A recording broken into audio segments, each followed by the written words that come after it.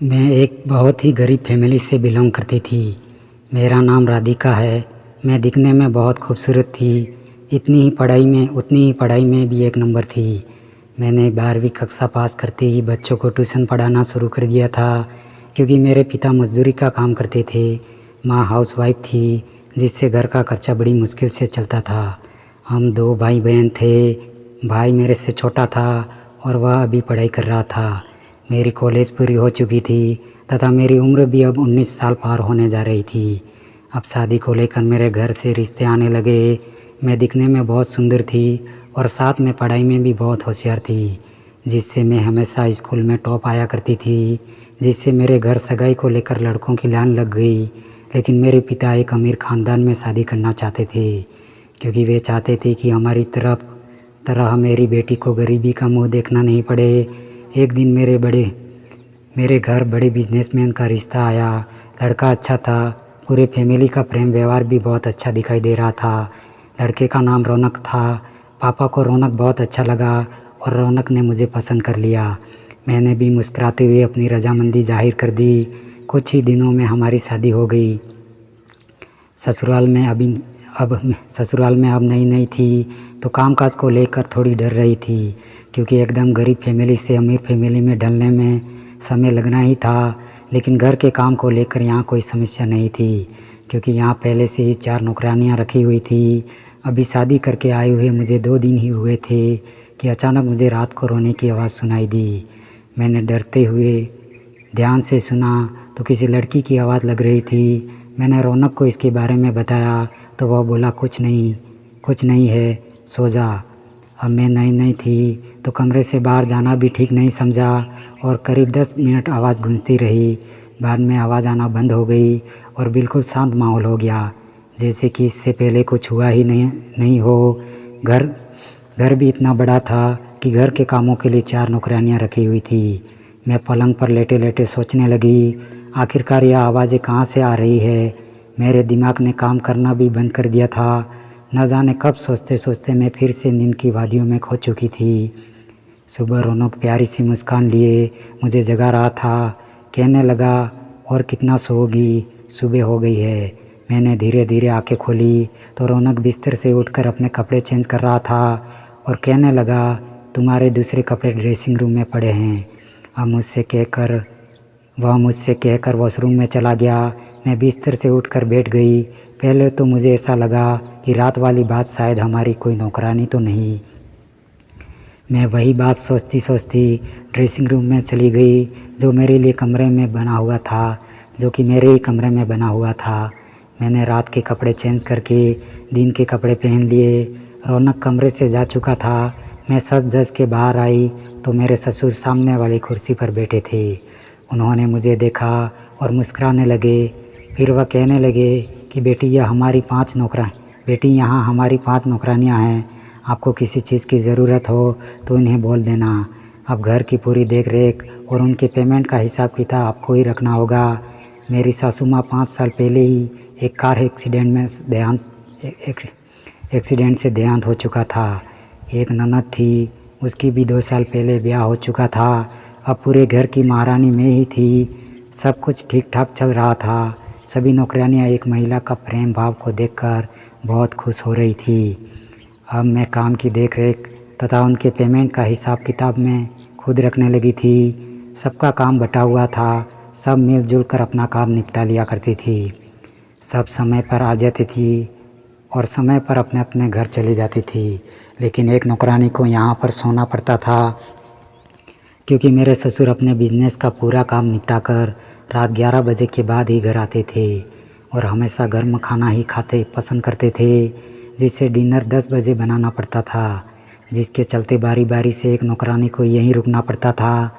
यह देखकर मुझे बहुत दुख हुआ, क्योंकि पूरे दिन काम करने के बाद उन्हें रात 12 बजे तक काम करना पड़ता था और उन्हें ओवर टाइम का पैसा भी नहीं दिया जाता था। मैंने नौकरानी से कहा कि मैं पापा से बात करूँगी। अब शाम का खाना भी मैं ही बनाया करूँगी, ताकि आप लोगों को यहाँ रुकने की ज़रूरत नहीं रहेगी।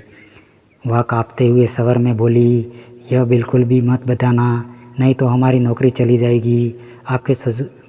आपके ससुर बहुत गुस्से वाले इंसान हैं।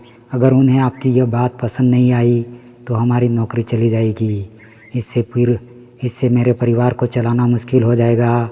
मेरा पति तो एक नंबर का बेवड़ा है।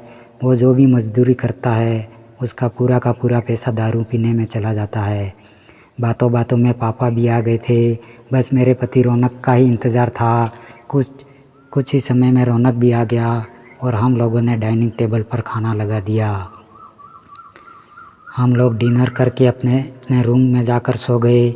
रात को अचानक मेरी नींद खुल गई क्योंकि फिर से किसी के रोने की आवाज़ आ रही थी।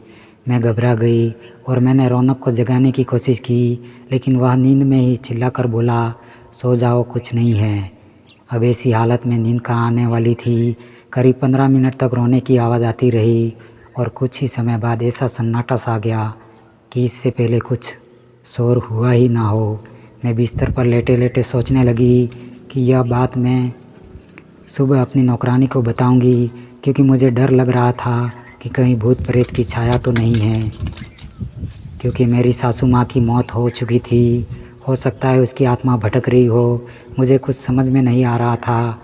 मैंने सुबह नौकरानी को बताया तो वह कहने लगी कि यह बात किसी को भी मत बताना, वरना इसका अंजाम अच्छा नहीं होगा। आप अभी नई नहीं है, इसलिए कुछ मन का वहम हो गया होगा। अब मुझे कुछ शक होने लगा क्योंकि नौकरानी की बातें ही किसी और की तरफ इशारा कर रही थी। आखिरकार रोने की आवाज़ का राज क्या है? अब मैंने निश्चय कर लिया था कि मैं इस राज को जानकर ही रहूँगी। रात को सोने के 2 घंटे बाद फिर से रोने की आवाज़ें शुरू हो गई। अब मैंने सिर ऊपर करके रौनक की तरफ देखा तो वह गहरी नींद में सो रहा था। मैं धीरे से बिस्तर से उतरी और धीरे धीरे दरवाज़ा खोलकर आवाज़ आने की दिशा की ओर बढ़ने लगी। नज़दीक जाकर देखा तो मेरे पैरों तले ज़मीन खिसक गई। यह आवाज़ तो मेरे ससुर के रूम से आ रही थी। मैं अब डर के मारे वापस अपने रूम में जाकर सो गई ताकि किसी को कुछ भनक न लगे, क्योंकि मेरे ससुर बहुत ही दबंग आदमी थे। उनसे आसपास के सभी लोग खौफ खाते थे।